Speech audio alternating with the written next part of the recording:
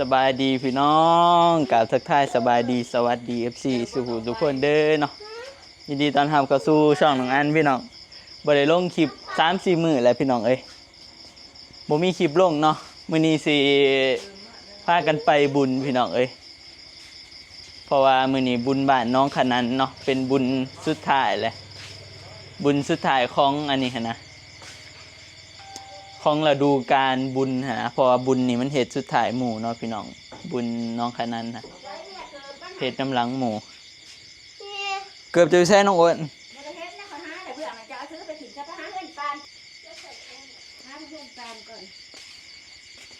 ใช้ป้ายก็สิไปพี่น้องสิไปส่งอีแม่เด้อเนาะน้องอันว่าท่านไปดอกก็สิพาย่างไปอันนั้นบุญเลย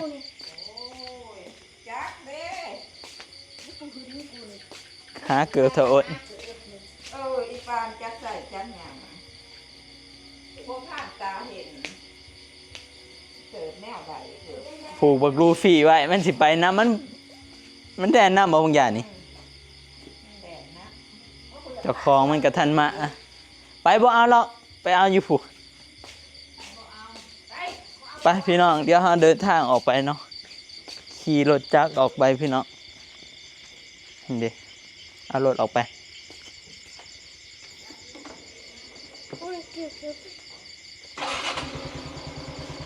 พาใจเย็น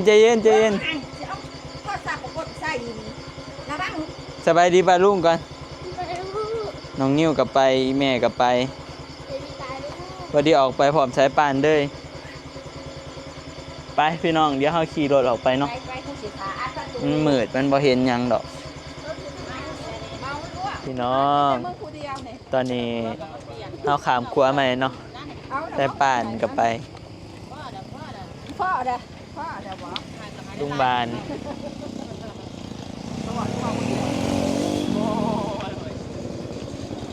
ไป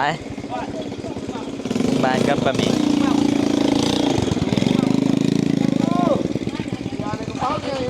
คือมาเนี่ยออกจากกันใจไปก็ไปขอไม่ได้ก่อนชุดน่ะนะที่ไหน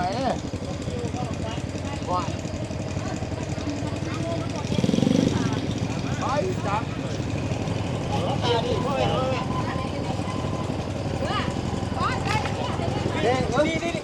อ้าวไปหมอมือหรอไปใครเนี่ยจะมันคือสิบ่ง่ายเนาะพี่น้องฝนตกบ่ง่ายแล้วก็บ่ลมใครที่บ่มื่นใครที่คนทาง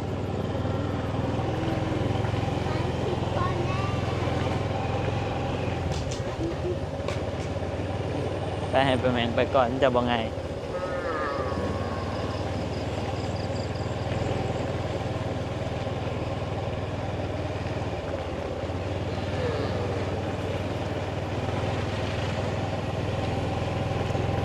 คนคือสิร้ายพี่น้องไปเดี๋ยวเราไปถาเบิ่งจะน้อยขี่ไปหอดอยู่น้องขนันนี่แหละพี่น้องใกล้ๆเนาะบ้านตัวเองบ้านน้องอันเองแต่น้องอันหากลับไปรถคือสิร้ายคนคือสิร้ายเนาะพี่น้องตอนนี้เราก็เดินทางมาหอดทางเขาเลยเนาะอันนี้ทางเขามันอยากมืดแน่พี่น้องพอดีเขามากกับพ่อวันคล้ายใส่กอกอยู่นี่เนาะ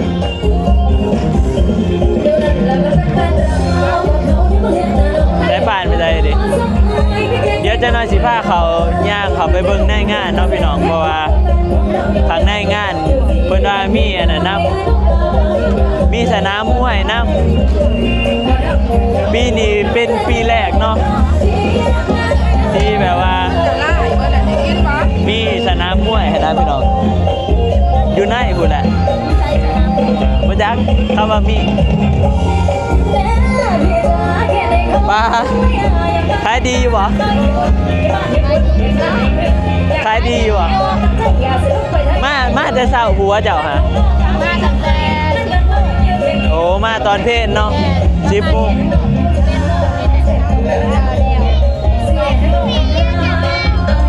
เดี๋ยวบ้านมาขายของด้วยกันไปหาบ่อนนะ ไปหาวันนั่งไป ไปหาไว้นั่งอยู่น้ำเขาไป เดี๋ยวว่านคล้ายใส่กรอกเนาะพี่น้องนี่เด็กไปย่างสีเขาไปข้างในพวกป้าแมงกับพี่แม่สีไปหาบอลนั่งอยู่บนลำเดือดย่างอันนั้นลำวงเลยพี่น้องเริ่มบ่ได้มาแต่เว้นเนาะมาคำลายอันนี้บรรยากาศอยู่ในงานเขาว่ามีสนามมวยเนาะพี่น้องสนามมวยจะบอกว่าสนามมวยอยู่ไหนเนาะ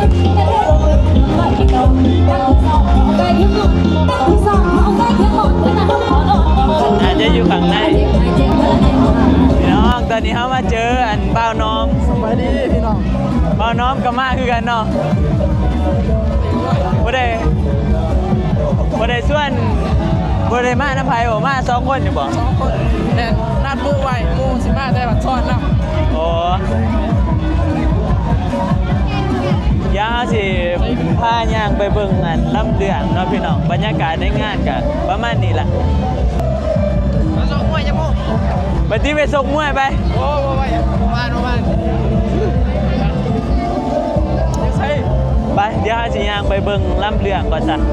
แต่หากสนามมวยบ่เห็นเนาะ คุณจะเป็นหรย่านแม่น ต้องไปตัวนี้ เขากังไว้ไปย่างให้พี่ก่อนย่างสิพามาเบิ่งลำเดืองรู้สึกว่าคนหลายแต่หากบ่อยากคึกคักปานใดพี่น้อง แจ้งก็ มันอยากเงียบหลาย แจ้งครับ เป็นเพียงนี้สื่อแฟนเราสีไปนา เขาว่าท่านเห็ดเนียงสามพี่น้องเลย เอาน้ำกับกามา เขาว่าท่านจัดเนียงแล้วสามเขาหากันเลิกบรรยากาศกันว่าท่านคึกคักปานใด เขียนตาในตู้ละคน เดี๋ยวขั้นเข้าจัดอันนี้แล้วก็คือสิเป็นตะม่วนนี่หรอกพี่น้องเขากำลังเริ่มจัด สวรรค์อยู่บ้านทอง ได้ปานนั้น นาคนอย่าลงไฟแดงสองที่แสง พี่น้องตอนนี้เฮากับสีผ้ากันเขาไปอันสนามมวยเนาะเพราะว่าสิเขาไปเบิ้งหั้นนะแต่ว่าเขาให้เสียค่าเขาได้อพี่น้องเขาให้เสียค่าเขาไปเนาะคนละหายไปเนี่ยคนละเท่าไรเนี่ยค่าเขาคนละ30,000เนาะโอ้ที่บ้านจะวัดวัน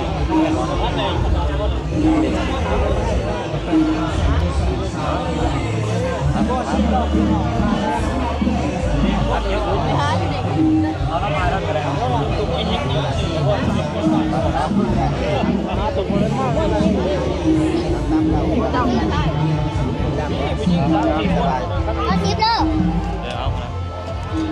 หายแล้วเนาะ เมื่ออาบน้ำนี่มันสิบ่หลอกบ่เฮ้ย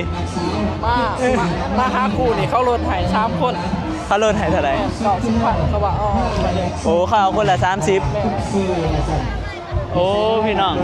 เบิ่งข้างในงาน ขอเสียงนักมวยยิ่งแน่อยากโศกเหนียวมาให้ตัวใต้สดเป็นอยู่ด้านเนี่ย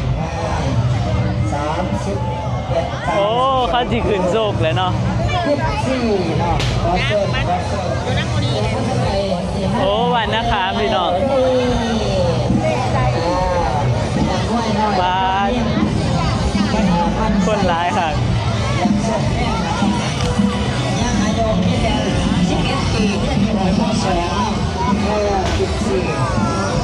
น้ำหนัก32 กิโล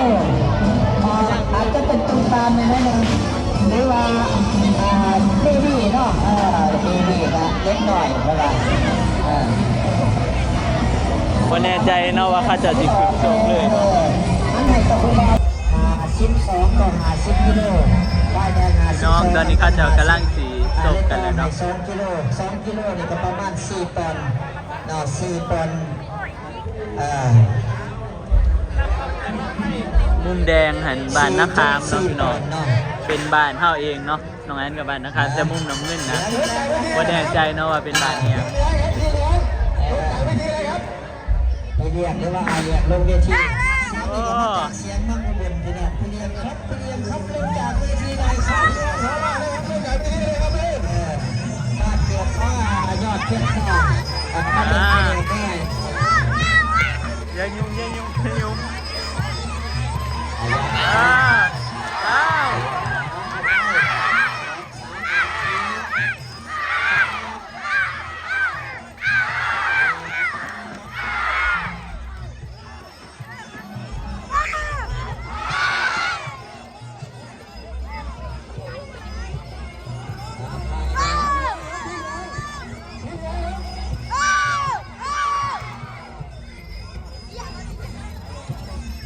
ว เป็นแคมซี่ไว้ไส้น้อยโอมป่า มาพี่น้องคนร้ายเติม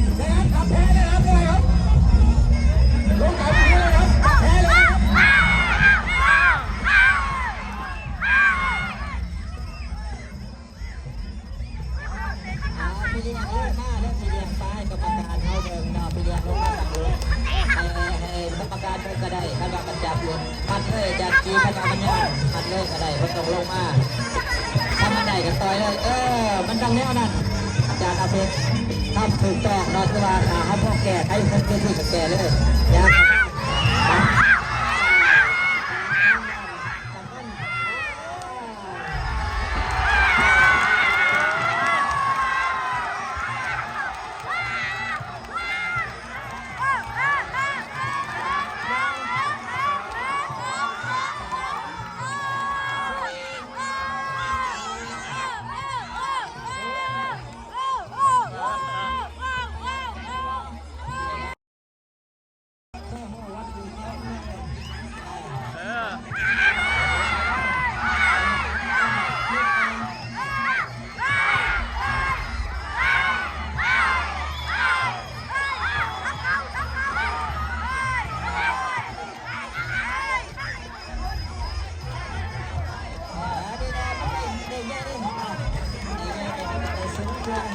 พูดกันได้กันอยู่เนอกพี่น้อง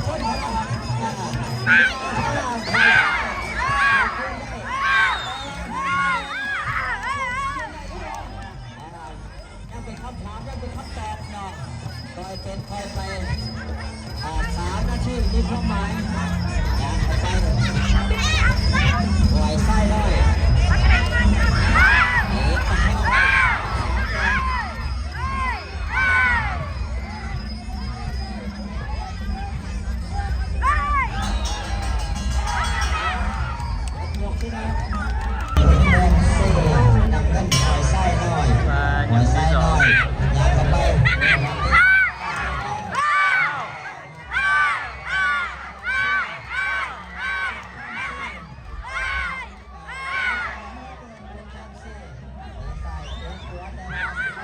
มุมแดงอยู่บนนี้ออกมัด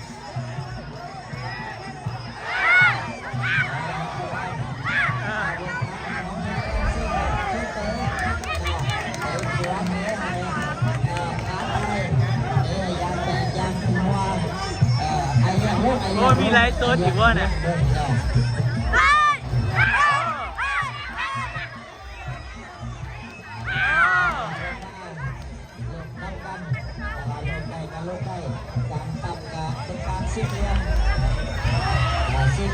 โอ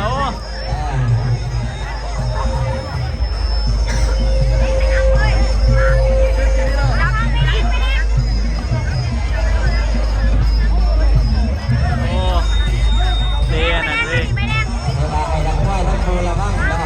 การฉีดกับจับเนี่ยว่าพื้นปฏิบัติแต่ว่า เตะเป่ากันเฮ้ย การป้องกันเนี่ย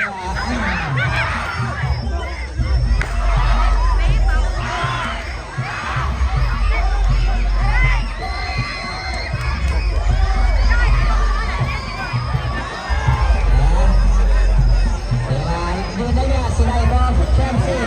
อายุได้เนี่ยได้คือว่ายังมีโอกาส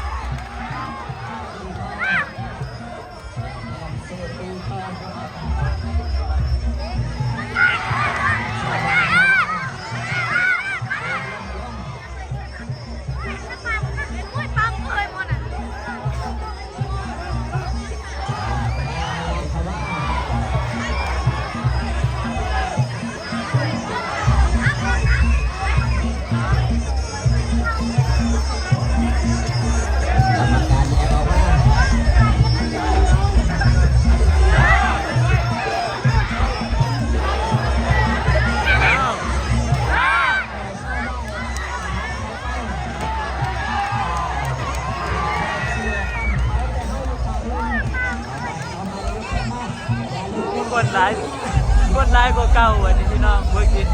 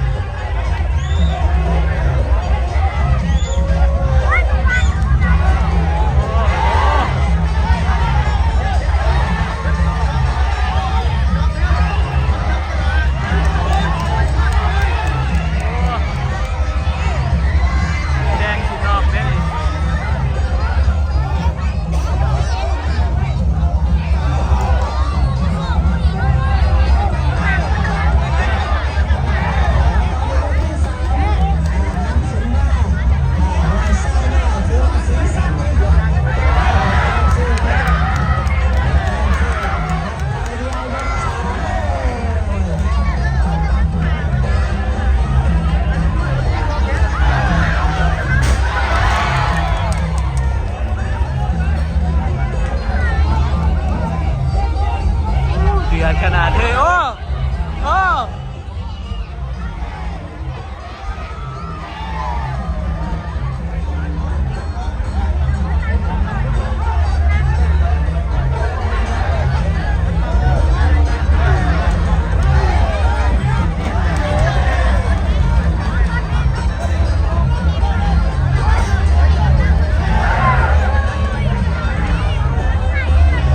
บิดยกมีว่าเฮ้ยมุมแดง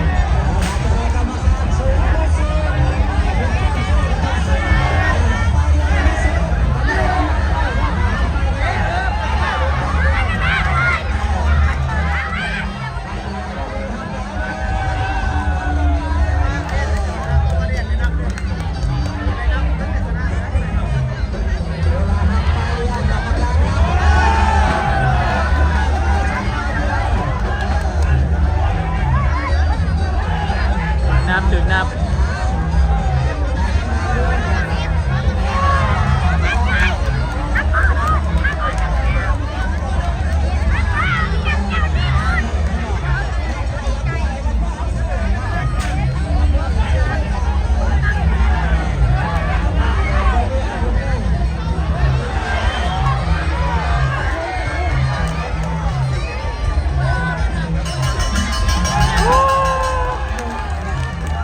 โบวิดยกนี้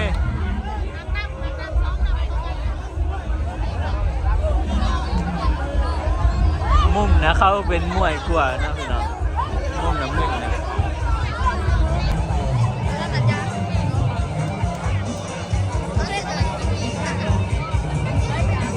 โอ้ยเมื่อกี้นี่จบไปได้เนาะพี่น้องเรียกว่าเดี๋ยวเบิ่ง3-3ยกเนาะ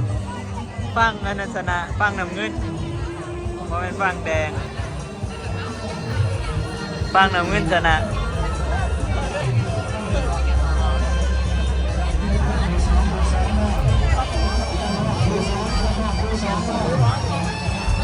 มาคนแห่งลายปะนี่สิมีคู่ซองอีกเฮ้ยมีประมาณ4-5 คู่หรือว่ากับร้ายกว่านั้นเนาะที่เห็นในเขาลงในเพจน่ะประมาณเป็น10 ปลาย คู่เนาะ แสดงว่านักมวยนี่คือสิร้ายคู่เติม